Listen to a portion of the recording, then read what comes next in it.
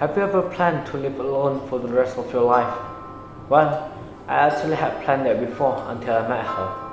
Well, today I'll share something about someone who changed my life entirely. The first time I met her was at my previous school at Bodhicitta. She was the smartest girl I have ever known, and that was my first impression about her that time. We were strangers to each other.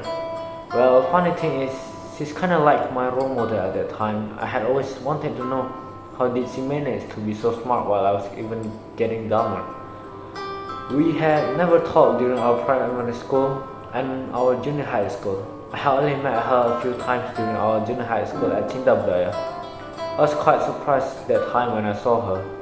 When I told her about the story how I knew her, the only thing I remember that she said was, "I had never even noticed that you were in Bodhicitta with me." Well, that was quite sad because I had known her for so long, but she didn't even notice me for once. Well, who am I to blame too, because I was so quiet when I was in primary school. I'd rather go outside my class to play with my friends. Our first interaction was when we had a group project at 10th grade.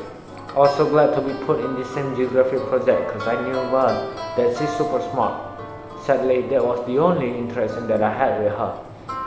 The moment where I fell in love with her was during my 11th grade. She was more than a smart person when I knew her deeper. She's a second home to me. I told her almost everything, every happy moment, or even sad moment. We shared our stories every night. Slowly, I had fallen in love with her, and I decided to confess my feeling for her. I had never regretted that decision since then. It was the best decision that I ever made in my life.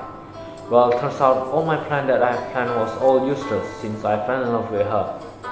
Of course, I had planned a new life with her as my partner.